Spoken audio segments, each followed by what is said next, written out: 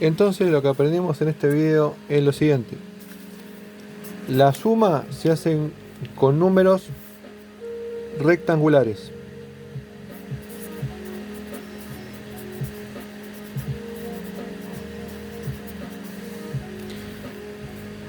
La resta también se hace con números rectangulares.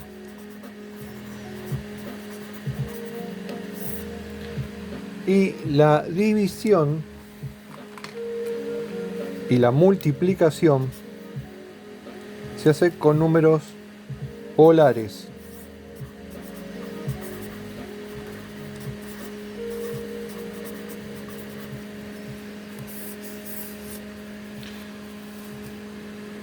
La suma y la resta con números rectangulares. La división y la multiplicación con números polares. El diagrama fasorial es el siguiente: más J menos J,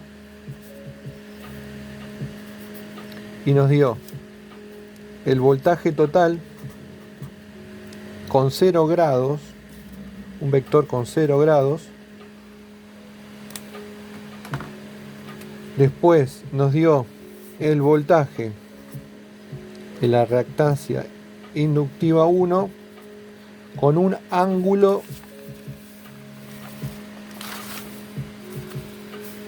de 17,66.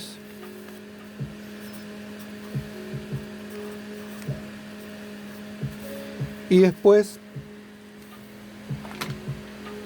obtuvimos un diagrama fasorial con un voltaje en la resistencia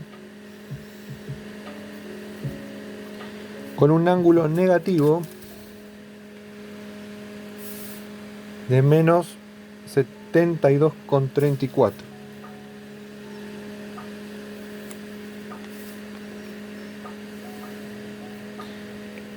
Entonces, cuando se suman los vectores, obtenemos el voltaje total, que es de 220 volts con un ángulo de 0 grados.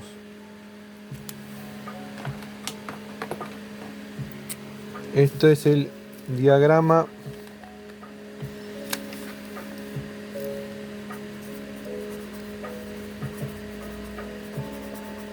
fasorial.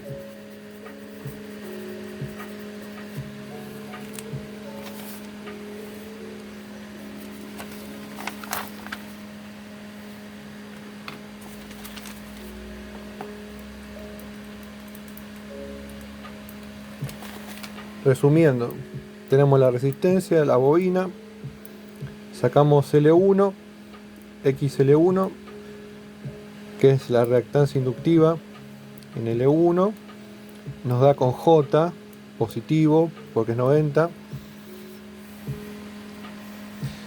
Sacamos la impedancia total, que nos da un número polar, lo pasamos a, nos da un número rectangular. La impedancia total nos da un número rectangular y pasamos la impedancia total a número polar y nos dio Z total es igual a 32,96 con un ángulo de 72,34. La impedancia total nos dio 32,96 con un ángulo de 72,94. Eso es en forma polar. La forma rectangular es 10 más 31,41 J. Calculamos la corriente total, que nos dio 6,67 con un ángulo negativo de 72,34. Calculamos el voltaje en R1, que nos dio 66,7. Como es una multiplicación, utilizamos números polares y calculamos el voltaje en la reactancia inductiva 1 BXL1, que nos dio 209,50.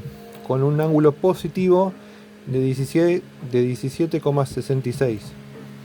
Como es una multiplicación, utilizamos números polares. Para calcular el voltaje total tenemos que usar números rectangulares porque es una suma. Y los números rectangulares se sacan de la siguiente forma, ya explicado en el anterior video. Se resta, tenemos menos J 63,55 y más J 63,55, se simplifica y se suma 20,23 sumado 199,62. Nos da un ángulo de 220 grados, 220 volt a 0 grados. Entonces, con el voltaje total que nos da 220 volt a 0 grados, chequeamos que es igual al voltaje del enunciado, 220 volt a 0 grados, y lo que hacemos es el diagrama fasorial utilizando el vector a 0 grados del voltaje total, utilizamos el vector del voltaje de la reactancia inductiva con un ángulo positivo de 17,66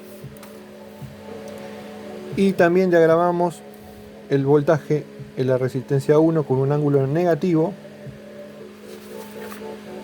que nos dio menos 72,34. De esta forma podemos sacar numéricamente el voltaje del enunciado y gráficamente con el diagrama fasorial el voltaje total.